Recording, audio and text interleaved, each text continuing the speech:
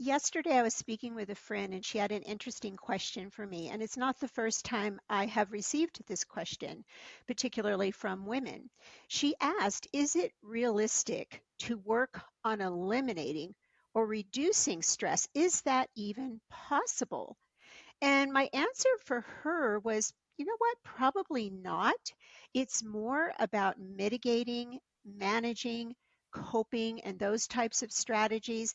And then recognizing, I think there are good forms of stress that make us stronger, and then forms of stress that really tax our body and our mind.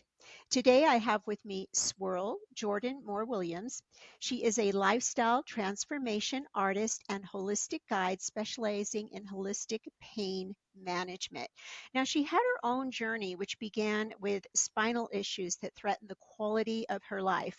And having just had spinal surgery, I can really relate to that one big time. And this led her to discover transformative healing modalities. And now she empowers clients to embody vitality and fulfillment through her deep knowledge and personal experience. Swirl, welcome to the show. Thank you so much, Carol. I'm really excited to be here.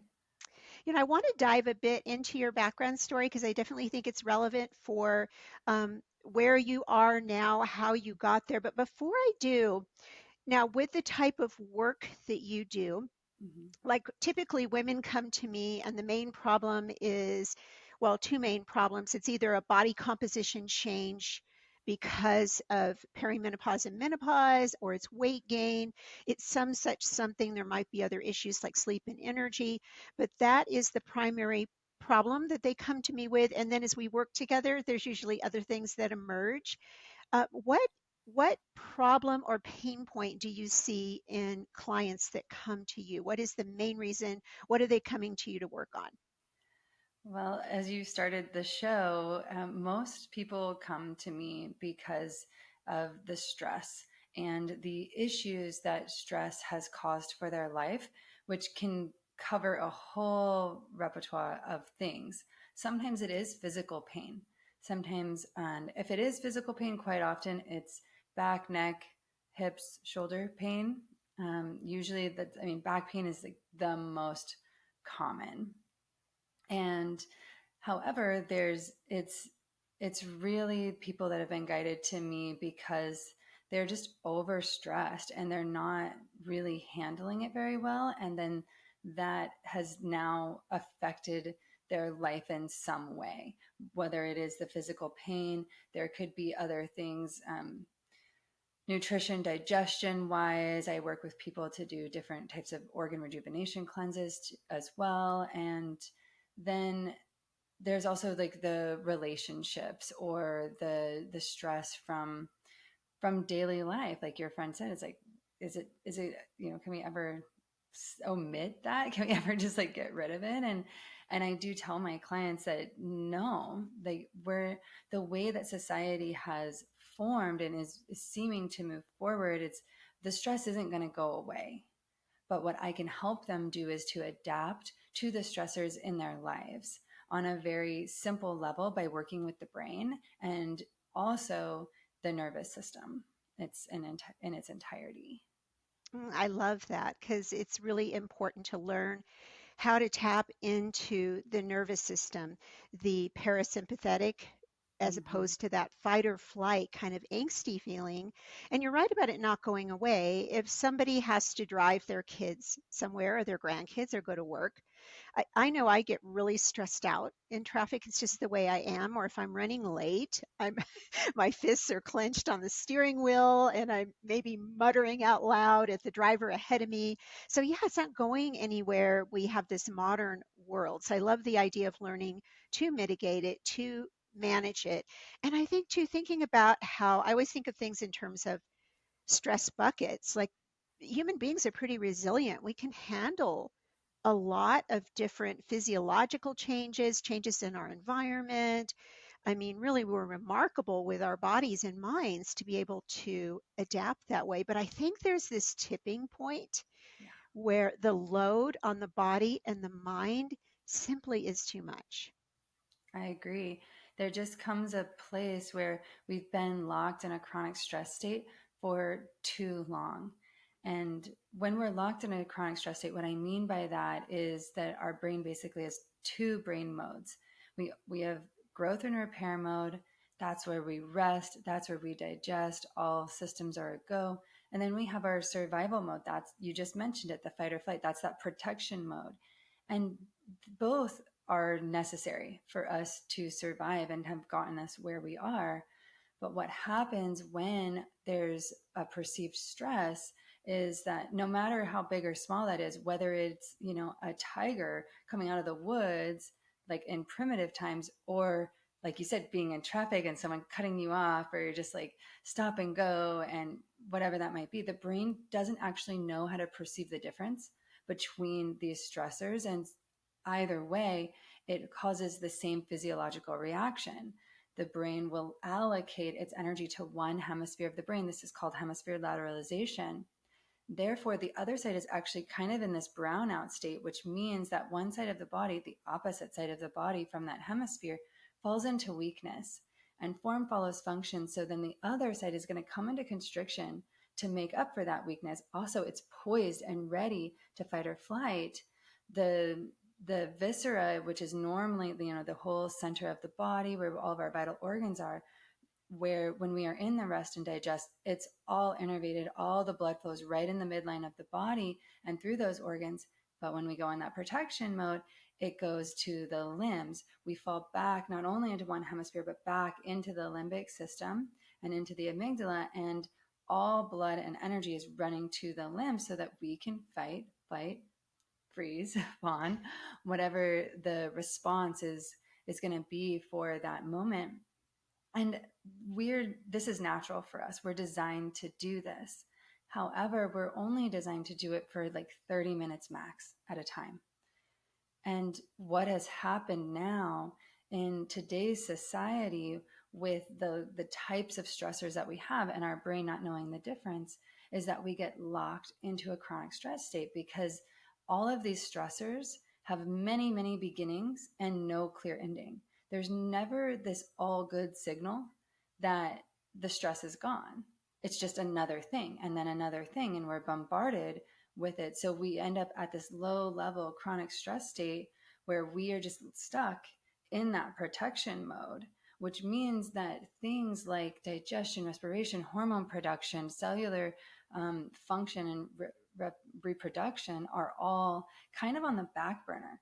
Because if something is actually attacking you, digesting is secondary to getting away and actually surviving. The brain's more concerned with survival.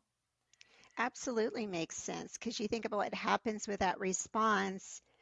Blood sugar is going to pour in response to the cortisol and the stress hormones going up. So you've got that elevated blood sugar. At the same time, insulin gets inhibited, so Yeah. it can't come in and do its job. But the body's trying to save you, trying to go, okay, we might need to run, we might need to fight. I mean, the last thing we're thinking about is eating or reproducing or any such thing as that. Exactly. Exactly. And so one of the modalities that I do, and I actually also teach, is called alpha biotics. And it is a stress release and recovery system. It's a hands-on technique that actually pushes the reset button on the brain, is the best way I can describe it. But what we're doing is sending that all good signal that I mentioned into the brain, directly into the limbic system, to kind of turn the lights on and give that it's all good. In zero point 0.5 seconds, the brain will kind of reboot. Think of like your computer. When you've got all these apps running or it needs an update, things slow down and you're like, why isn't this working very well? So then you just restart it. And when it comes online, everything's working perfectly fine again. Our brains work the same way. So when we send this signal, the brain will kind of do this little reset in 0.5 seconds, realize it's not an imminent danger, and come back naturally into that growth and repair mode. The hemispheres will unify, and energy will be equal to both hemispheres, more in the prefrontal cortex and the frontal lobe, as well as even the brain waves will change. Often in hemisphere lateralization, we see high beta brain waves. that's really common with people who are highly stressed, that they're like in a beta state on a regular basis, and it's almost been normalized these days because of the way that we are with the stress in today's society. But when the hemispheres are unified, then the beta brainwaves go down, and alpha, even theta and delta brainwaves come up on both hemispheres. So it's quite fascinating what happens. And from this place, the body's naturally in balance. The blood comes back into the midlines, and then the power is turned on for the body to do what it does best, which is to heal itself. Mm. As you were speaking, I was thinking of awareness because that's always that first step. I've worked with a therapist for many, many years on managing past issues, past trauma, things such as that. And she will often say to me to stop and come into the moment because what can happen is you kind of spiral. You kind of go in this little, especially for women, like this little circle of, oh my gosh, the sky is falling in. And there's, I think, a moment in time where we can intercept that reaction. We can recognize it and intercept it. Am I seeing that correctly? Definitely. Presence is the key to balance, to life, to fulfillment, to vitality.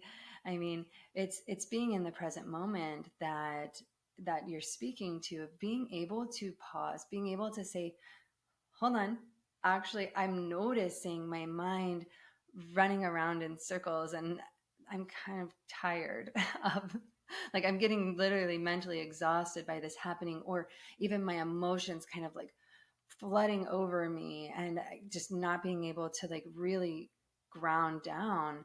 And it's being able to like recognize it and say, oh, wait, I don't actually have to do this. It's just a pattern. And so it's interrupting the pattern that becomes the key, so that then it's coming into that present moment. And there's so many ways to do that once you recognize it. You can use your breath, you can use your movement, you can use sound, you can use water. There's so many things that are easily accessible to just change your state of being at will. Now, with this technique you described, you said it's hands on. It is. Is it something you teach hands on and then the client begins to use it on their own in the moment? No, unfortunately not. We haven't figured out how to give ourselves an alignment yet. Um, but it's something that I offer to different people, to my clients, as well as, and I teach practitioners to go through our program so that they can help other people release and recover from stress and help their brains adapt to the stressors in their lives. Okay, so it is a hands-on for now, but Mm-hmm. I assume you're also giving them some coping things in the moment to pull them back Of out of course. that fight or Of flight state. course. Yeah. Yes, there's always so many things. Like I said, just being present. Oftentimes, I will help people with different breath techniques, because consciously breathing can really help stay in the moment. It can help down regulate or even stimulate the nervous system, depending on what state they're in and maybe what they have coming up. There's also a movement modality that I teach, that now this one I do teach people how to do for themselves, and I teach teachers. And this one is designed to move and toggle each vertebrae of the spine, as well as get each hemisphere to communicate with each other and the body, so that everything begins to maintain its balance, fluidity, strength, and get everything moving. So quite often I will give, a move or two of the sequence series to my clients to work with, at home, so that they can begin to maintain the balance on their own, and actually hold their alignment even longer. The idea with the alignment process is that basically, once you're in alignment, you want to stay in alignment, because the brain and the body, even the cells in the muscles, will start. They have memory, right? We're like water beings, and there's memory in them, and so the longer we're in that state, we actually begin to recover or like rewind from the chronic stress in our life. So when that happens, there's like deep, deep levels of healing, and vitality just goes up and up. So I try to help people stay in balance, maintain it on their own, and then come regularly until they begin to, ultimately the brain will adapt. It's pretty amazing. I've watched hundreds of people go through this process where they start, and they do need to be committed to their wellness, in the beginning of really showing up. It doesn't take very long to get an alignment, but then over time they start to maintain balance on their own. Their brain starts to literally adapt to the stressors that are happening. So even though a stressor will happen and they'll go into that fight or flight protection mode, they'll also come back into parasympathetic, into that rest and digest, all on their own. After a period of time, it's kind of like a reprogramming, a retraining of the nervous system, and getting the brain to basically just adapt to the Mm. stress. Because like we said, we can't really take it away, but we can help optimize the brain and the body for it to do what it naturally does, what it's meant to do. Mm, so, so important. Yeah, to bring that balance back in. But I really love that you talk about the movement. Mm-hmm. And I'll tell you what I was thinking. I'm in a functional medicine coaching certification class. We're finishing up. Cool. We all graduate next month. But we've done all different types of thing. We have explored the nutrition piece, the exercise, the movement. But something that we do each and every session is grounding. Mm-hmm. And grounding really is more of a it's more of a meditation. I would call it more of a group meditation. I have a huge problem with sitting and doing that grounding. It feels to me, it's anxiety provoking, and it Mm-hmm. feels like I'm a sitting duck sitting there. So I Mm-hmm. cannot close my eyes. I have to look down at the ground so that nobody sees my eyes open. I really have a problem with it. And I felt odd about it. And then last week we had a guest student come in to make up a class, and she said the exact same thing, Yeah. and it made me realize that sometimes movement, for some people in particular, might be more effective at bringing them into the present moment. Definitely. And I'm with you. My husband, who we run the Vitalist project here together, we're both the exact same way, where I can find a place of stillness and peace within myself, but it takes me a long time. I have to use mantra and breath and tools, other tools. I can't just sit and do these practices. There's always some other aspect that I need. And I found that movement meditation is like it's like a key for me. And even still, using my like different kind of, like I was saying, mantra or different sounds to get into it, or even focusing on breath. And that's one of the things I love about the movement series that we teach. It's called EDU, EDGU, and it's not an acronym. It stands for the edge of you, which is your spine, the center line of your body where the two halves of you meet. And the beauty of this practice, and I think why I like really just kind of fell in love with it and was like, I need to know how to do this for myself. I need to teach other people how to do this. And really began going in that is this exact same issue that you're talking about. Because with Edu, it's a movement meditation that's also very much so exercise, that's told through a story that is life affirming and self reflective. So you're moving your spine, you're moving your body in this very specific way that's designed to work the spine, getting the brain to communicate with itself by crossing the midline of the body. And we do all motions in like both directions or reverse. So there's tons of neurogenesis and neuroplasticity happening through this process. But then there's this story that you're literally imagining while it's being told to you, or you're telling it yourself, that is so engaging that you kind of aren't even thinking about the fact that you're moving your body as much as you are. And then all of a sudden you've like been through this whole journey, this whole story, you've moved every vertebrae, everything feels like vital and alive, like literally vibratory. I'm always like just very alert and aware and awake and present throughout, as well as like by the end of it, I'm like jazzed up and ready to go.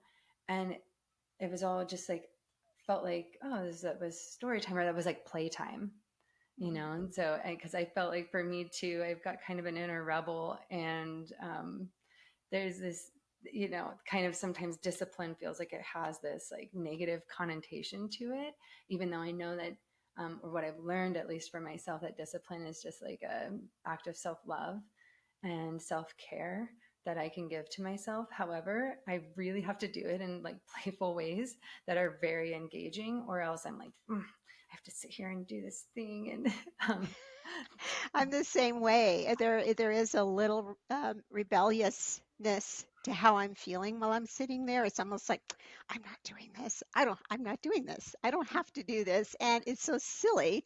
You know, it's all in my head that I'm doing this. I get that completely. And then mm-hmm, there were a lot of parallels to the movement piece of this and then vinyasa yoga. Now I'm assuming the movements are different. mm-hmm, But when I was getting my Yoda, yo, yoga certification, say that really fast, several years ago, oh my goodness, it's been about 10 years ago, and it was hot yoga. mm-hmm, And the method that she taught was that you store certain things in the body in certain areas. And then she had something we would say out loud or to ourselves as we moved through each mm, movement that focused it on those parts of the body, if that makes sense. So maybe yeah, some would be on the spine, some would be on the kidneys, some, you know, it was different. Some would focus on the mind. And I found it very effective because I was moving and I had a path. I had something to say at yeah. each juncture that helped me. Yeah, exactly. And I found, I did my yoga training actually, I think my certification was about 11 years ago. And it was really interesting for me because I loved it. I was trained in forest yoga, which is, Anna Forrest has her own style there. That's kind of had, it's a blend of a few different yogic traditions. However, I was injured multiple times, um, I want to say once prior to my certification training, and then again, that same injury was kind of exacerbated through the training that I was in, and and this was a sacral injury, which was, you know, quite painful at certain times, and it really led me into wanting to, like, how can I navigate this when this is this thing that's supposed to be helping me, and it does feel really good, and I did enjoy it. I actually love stretching my body, and I love breathing into my body too. So there was like those aspects of yoga that were just really really felt yummy to me.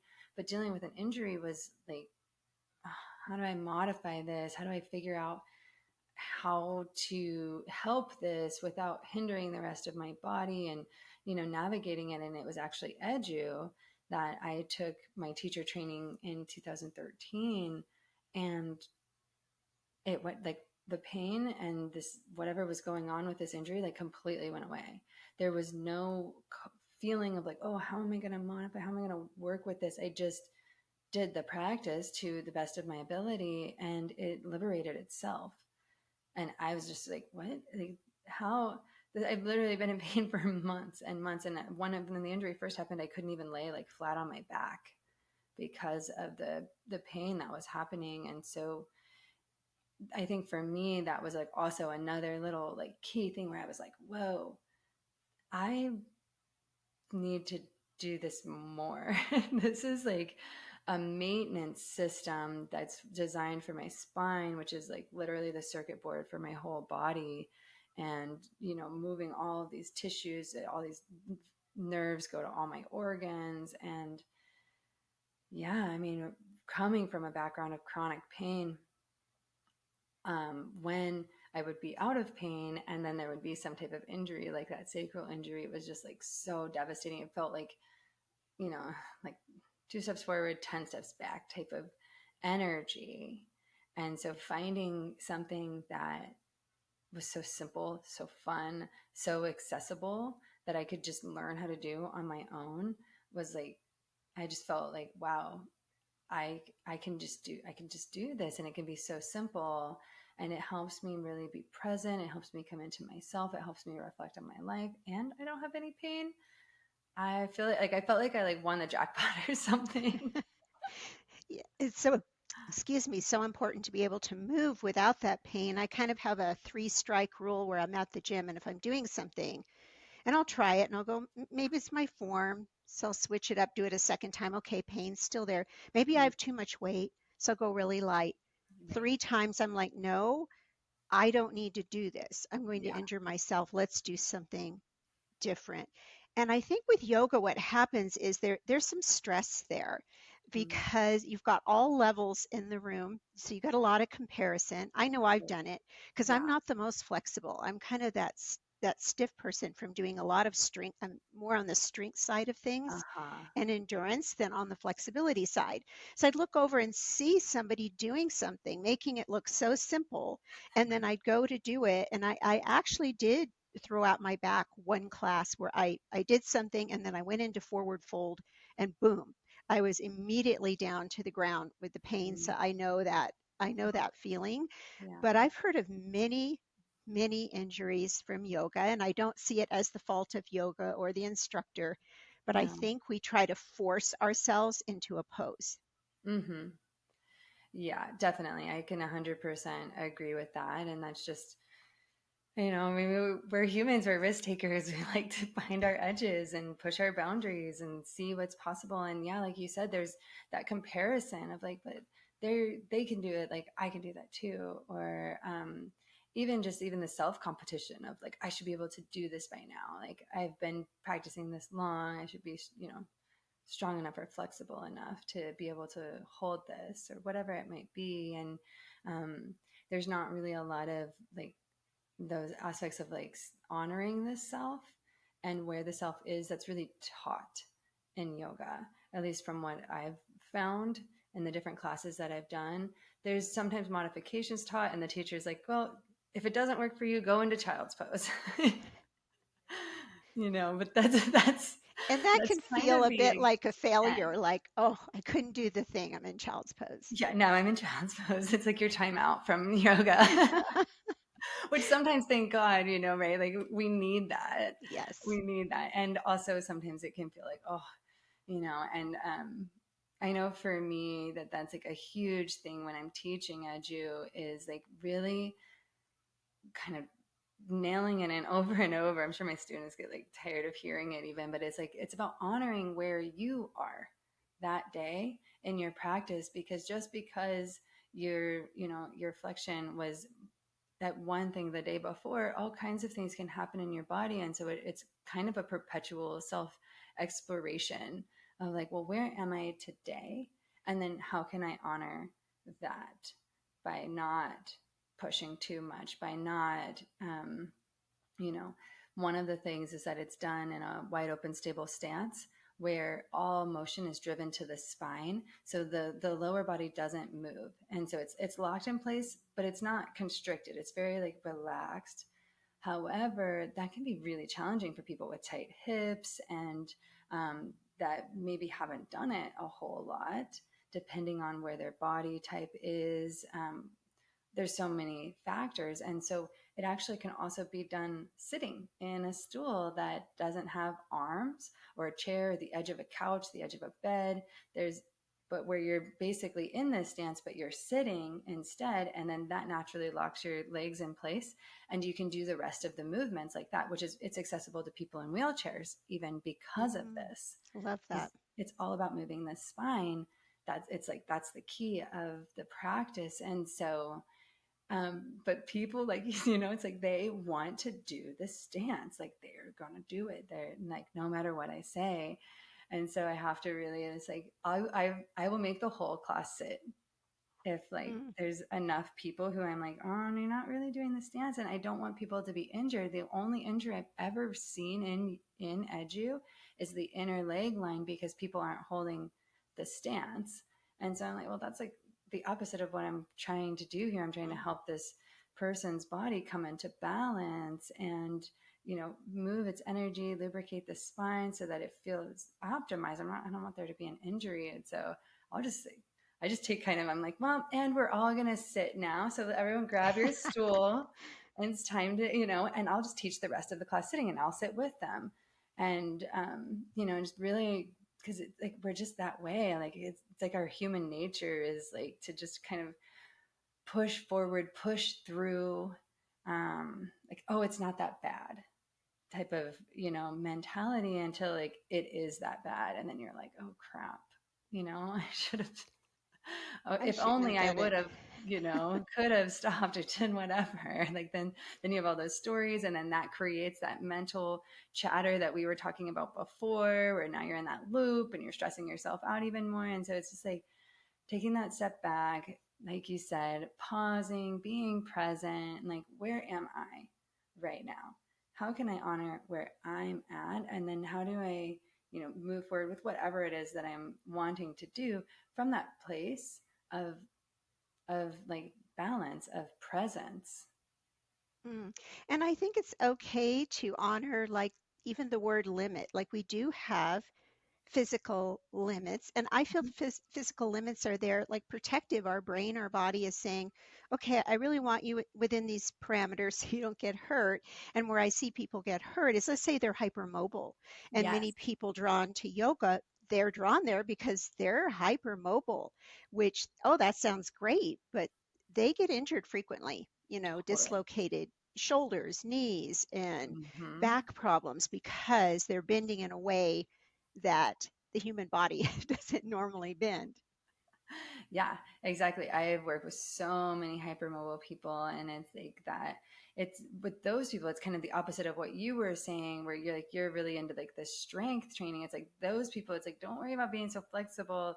Let's really focus on your strength and your balance instead, where like the people who are like just naturally have more strength, like maybe let's work on their flexibility, and just finding that it's that's what, like, that limit, the word limit, it's like I don't have a problem with it. I think because I translate it in my mind as like that's an edge, Mm, and I'm yes. kind of one of those people who likes to walk on the edge, and so of life, of myself, um, and in my body, and so it's like I want to see like, well, where is that without going over the edge, right? I'm not trying to like go so far beyond my limits that like there's no return or there's damage or I literally fall off the cliff. If if I say if we're at an edge of a cliff, it's like now I'm falling, and so it's like, but I think it's 100% natural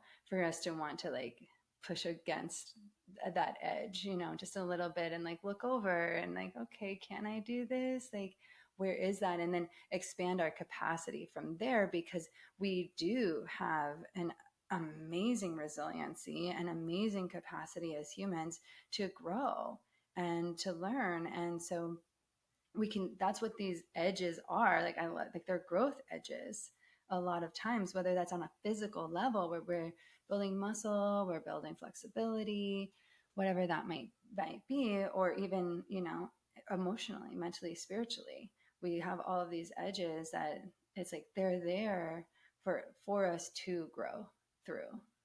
Oh, I love that growth edges. And I think it ties in with resiliency and the right type of stress. Because if Hmm. you go to the gym, you lift weights, that's a physiological stressor on the Hmm. body. I wear an Aura ring, so I see all day long what makes it go up and what makes it go down. And if I do strength training, it goes up, the stress level goes up, but that doesn't mean, oh my gosh, my stress level went up. It was making me stronger. I was just doing something to make me more resilient, to make my body be able to go a little bit further than next time. And it is about bumping up against those edges and Hmm. limits to see where you can go. And, I had a back injury that's been over 8 years ago.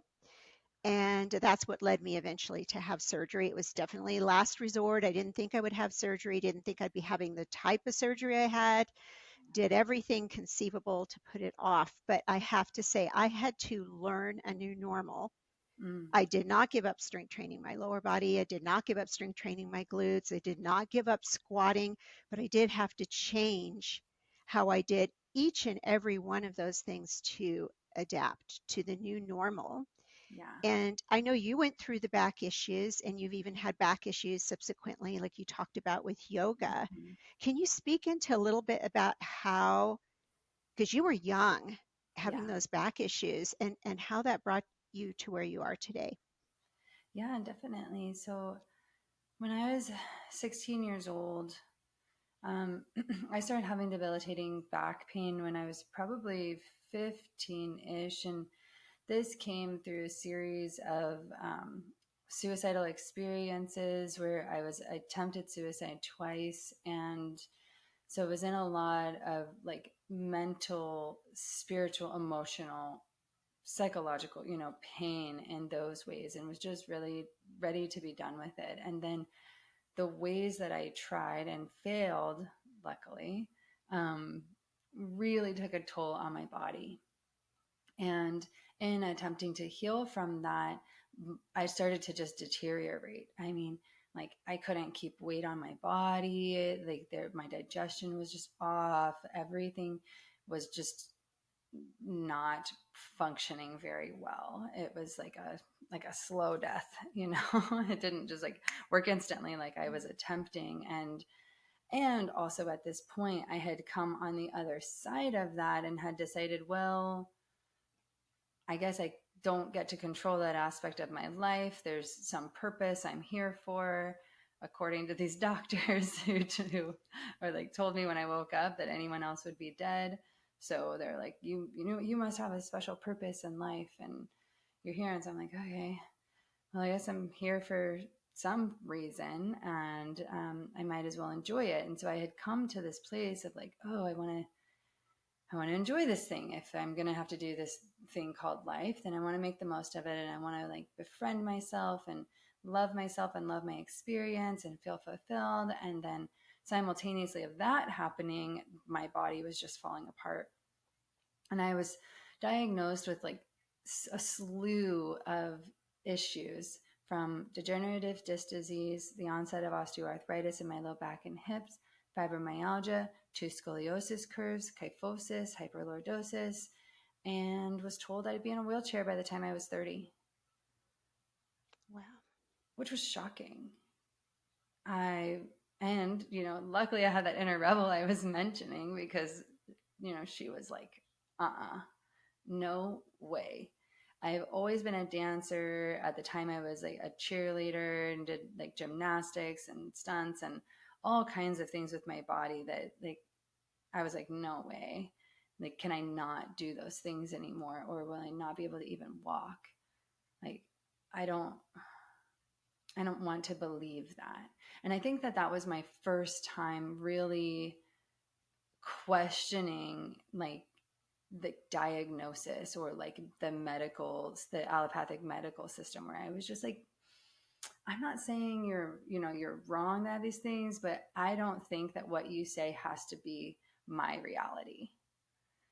And I really pushed against it, and I just started seeking ways to help myself. I found 7 different areas that basically, if I could keep them in balance, then I would feel a lot better. And so we've already talked about some of them. Like nourishment, right? We've already talked about how important, like we both have mentioned it a little bit, just like having the right nourishment in our body can be. And so little things for me, like at that point I was a teenager, so I like stopped drinking soda, and it made a big difference. It was amazing. Just that one little change like shifted enough that was noticeable, because I was in so much pain that like any little shift, I was like, I noticed it, okay, that's helping. Okay, what else? What else is going to help? So, eventually I found organic food. I started finding even, superfoods, playing with, like I said, doing cleanses and different things to be able to really nourish and rejuvenate my body internally, balancing my inner biome. Hydration became something of a really big focus to me, having clean water, structured water.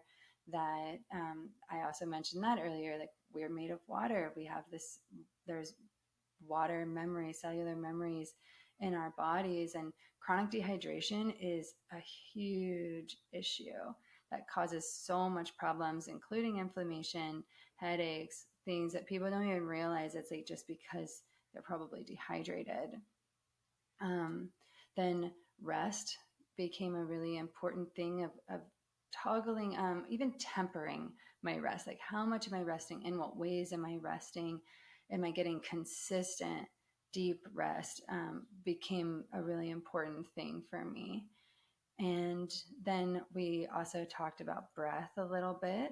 So breathing became something of focus where I was like, oh, if I'm consciously breathing, I can actually move through some of these things in my that are kind of stored or trapped in my body. And then sound became something of interest to me because first of all, expression is such a wonderful thing to be able to express yourself authentically through your sound, whether it's the words you're saying or the sounds you're making, but also those internal sounds that we also already mentioned. Like, how am I speaking to myself? What are my internal sounds about? And so I became kind of fascinated with sound and how I could express internally and externally and keeping that in balance. And then as well as movement, which we talked about too. If I was moving in certain ways on a, and having kind of a rhythm to it, or even having rhythmic movements were really, really helpful for back pain. So things like walking became so important for me, like just going out in nature, taking walks, not super strenuous hikes because sometimes that would be too much, right? There was this limit that I had to find every day, that edge. When with fibromyalgia, anybody who's experienced that knows that it's different every day, and there's really no like rhyme or reason to why it's different. But I started to notice that if I rested and moved in these certain ways, and if I balanced all of these things, and it was like less and less and less that I was affected by it, Mm. and less pain that I was in. And then how we started this conversation, that the last key piece that I felt, that I was like, oh, if I can really be present, then I'm actually here for my experience, and I'm not in the past thinking about the things that happened or the resentments that I have or whatever that it might be that got me to where I am. And I'm also not in the future imagining the possibilities, getting into anxiety and other types of emotions that come with being, too forward thinking, but really just in the present moment. That's like this perpetual eternal now that's like happening now and now and now. And the more present I could be, and the more present I could be with each of those like categories, then it really helped me find a deep, deep place of balance and a deep place of wellness. And slowly but surely, my path just led me to tools and teachers and gifts that just helped my body learn to liberate itself. Mm. You did all this so young. So I have to say that first of all, I don't know if the listeners or people watching are really catching on to how young Swirl started her journey. And then I caught from you that you were just doing kind of one thing at a time and one baby step at a time, because working in the health coaching field, and a lot of times we have a 12, 16-week window that we work with people. Sounds like a lot of time. It's not. Mhm. For all of those habits. You're just kind of scratching the surface, because it's hydration, it's sleep, it's stress management, it's nutrition, movement, exercise, steps, all of the things. And to implement all of those immediately out the gate, I'm sure it took you, I mean, I'm thinking years to kind of make this journey. Yes, it did. It took me years to even like reveal all of the categories, right? Like I was like, oh, I found this thing and it's kind of helping, so I'm going to do that. And like I said, the path just started to unfold the more that I was present with it and the more that I focused on it. And it did take me years. And I love that you're picking up on that, because that is actually a gift that I have available for all of your listeners, is a every small step vital calendar that I Mm, created, that is a tool that I use to help me calendar things that I would love to do, to basically to reach fulfillment, because that's what life is about. And so it's like you could take any of the categories, whatever that is for you, and you just choose like one thing, one small step that you would like to do every day to care for yourself. And then there's also every week and every month. And so it's designed to help you feel into the things that you love and that you really highly value as an individual, and make sure that you're putting them in your schedule, that you're actually calendaring them. Because if you don't calendar them, then oftentimes the calendar gets full with a bunch of other things that maybe you don't love as much. So you can find that at vitalswirl.com. That's vitalswirl.com. And it's just like a little PDF with instructions. I've got a video and things there that can help you start to take these small steps, whatever that it might be for you. And it can be really simple. In fact, it's better the more simple it is. The smaller the step, the better it is, because it takes small steps many times, and it's all about taking it just one step at a time. I love that and love the idea of a calendar because it gives some structure to these steps rather than just telling somebody, which I often do, okay, choose one thing, focus on that one thing, and then they don't choose it.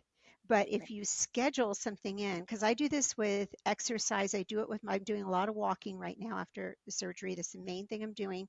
I Mm-hmm. schedule it into my phone calendar so Ah, that nobody comes in and books that time or I don't make another appointment and there it is. And then exactly. I can't, no excuses. A reminder comes up Yeah, to do the thing and the time is there.